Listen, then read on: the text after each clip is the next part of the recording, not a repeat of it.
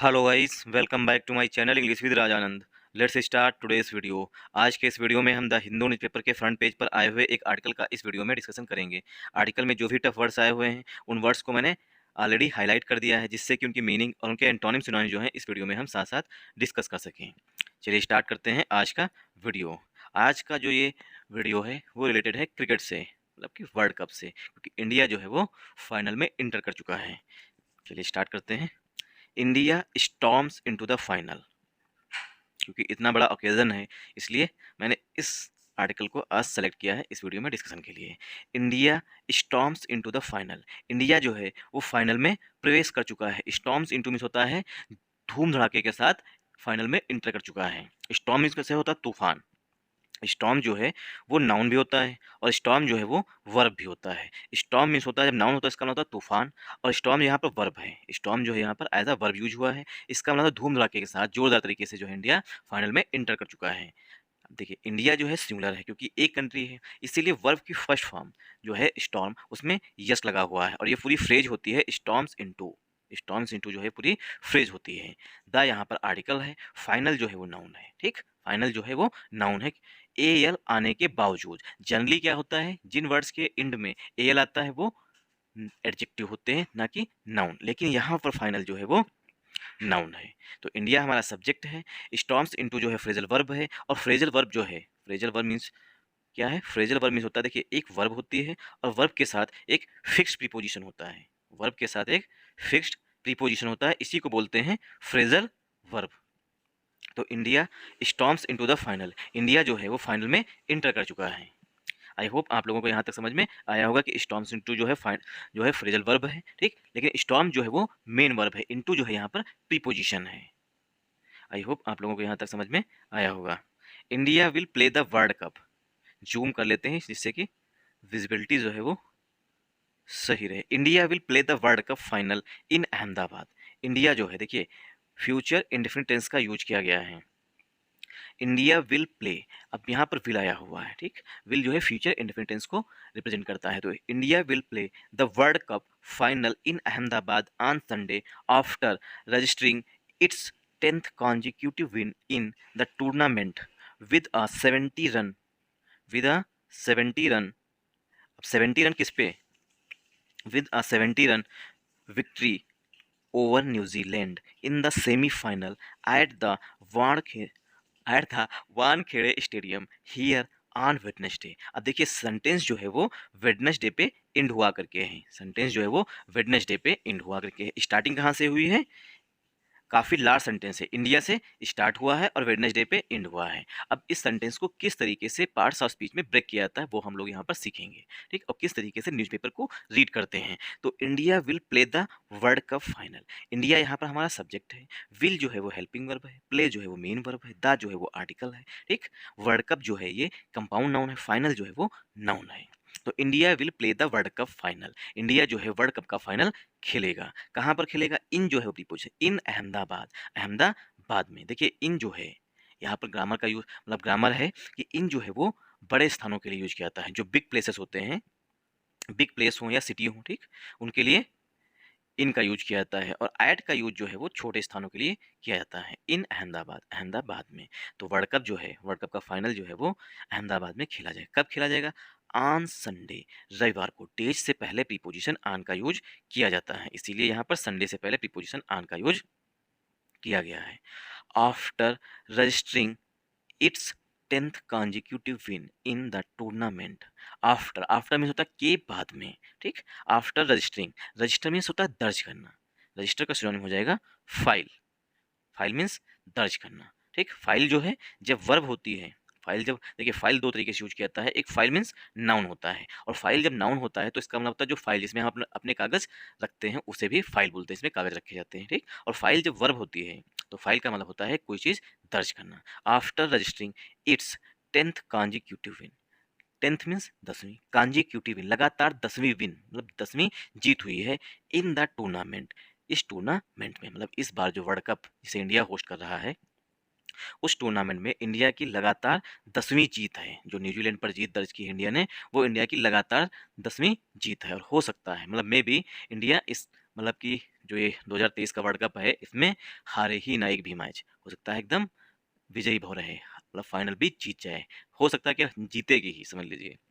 The tournament with 70 run, 70 run से जीत की, मतलब जीत दर्ज की है, विथ 70 रन विक्ट्री, 70 रन की जीत, मतलब 70 रन से जीत दर्ज की है ओवर न्यूजीलैंड, न्यूजीलैंड पर, इन द सेमीफाइनल, सेमीफाइनल में, एट द वानखेड़े स्टेडियम।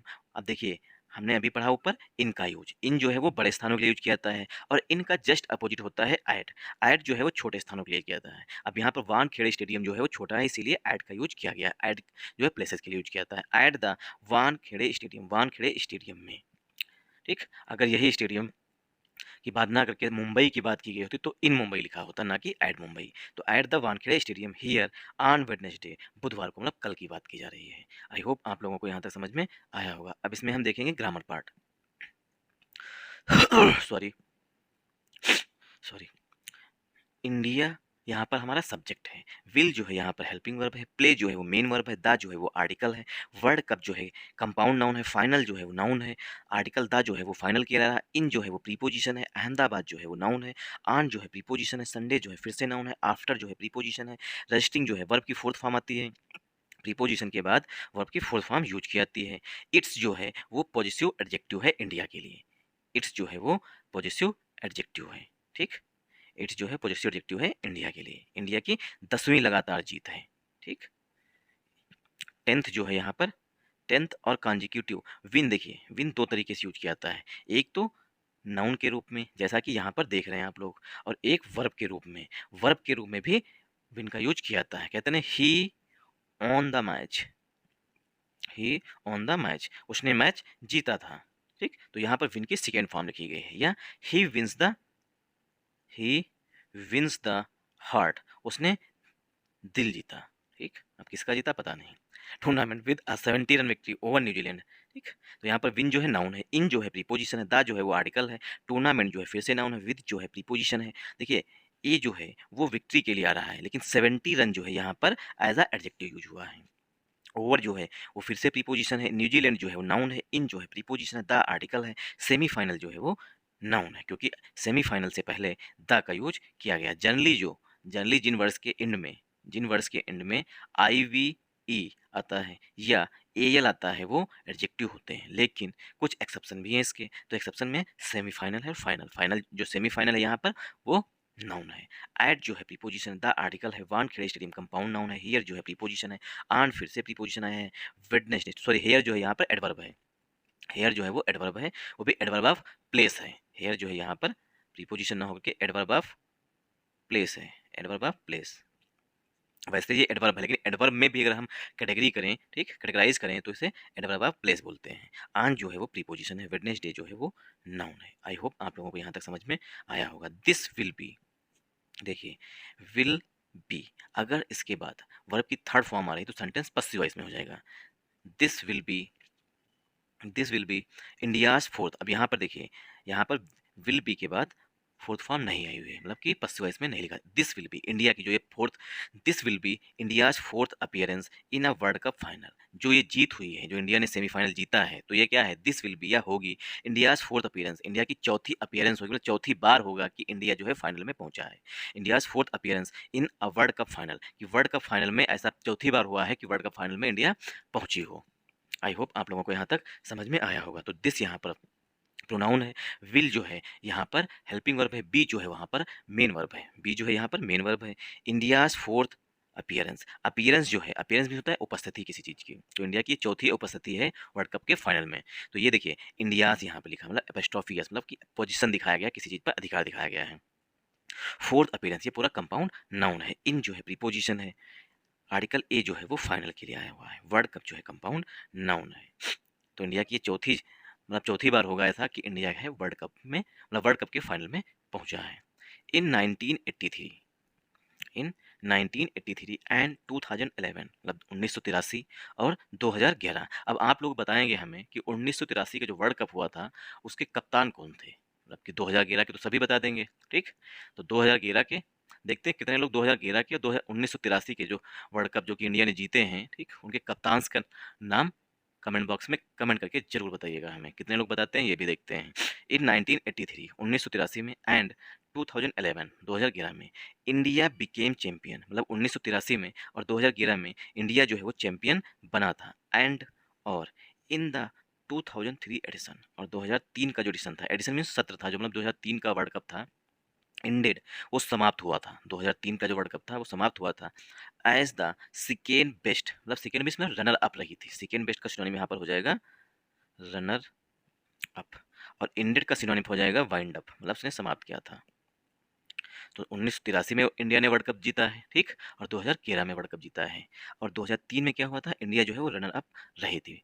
मुझे जहाँ तक याद आ रहा है कि 2003 में जो है ऑस्ट्रेलिया से इंडिया वर्ल्ड कप फाइनल हार गई थी।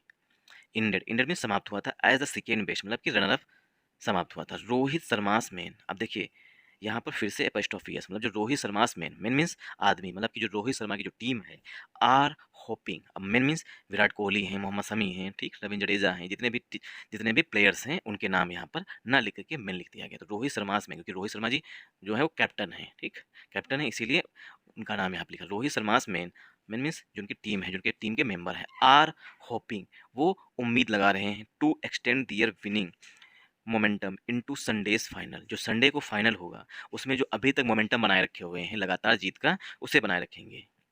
तो इंडिया रोहित शर्मास में, अब देखिए यहाँ पर MEN के लिए, मतलब मेन जो है प्लूरल है, इसीलिए जो हेल्पिंग वर्ब आ रही है वो आर आ रही है। रोहित शर्मास में आर होपिंग, होप जो है वो वर्ब होती है, इसमें आई नहीं लगे, होपिंग टू एक्सटेंड, एक्सटेंड में से बढ़ा देंगे, दियर विनिंग मोमेंटम, अपने विनिंग मोमेंटम को आगे एक्सटेंड कर देंगे, मतलब बढ़ा देंगे। एक्सटेंड में होता है विस्तार देना।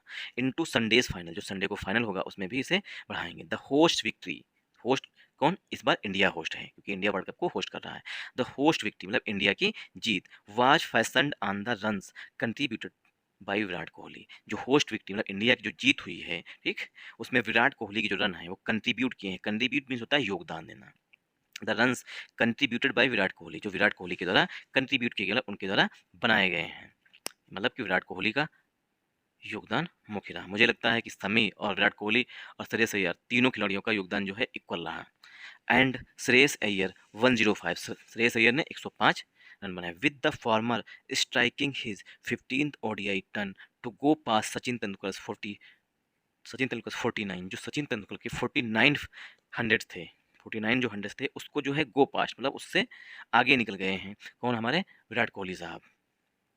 With the former striking his 15th ODI, 50वां हंड्रेड लगा दिया, ton means hundred, to go past मतलब पीछे छोड़ते हुए, गो पास्ट में मतलब पीछे छोड़ते हुए, सचिन तेंदुलकर 49, जो सचिन तेंदुलकर का 49 हंड्रेड थे उसको पीछे छोड़ दिया है विराट कोहली के 15th ODI टर्न ने। मोहम्मद शमी, जो मोहम्मद शमी ग्रैब्ड 7 विकेट्स, मोहम्मद शमी ने 7 विकेट्स लिए। ग्रैब मीन्स होता है कोई चीज़ ग्रैब करना, कोई चीज़ पा जाना।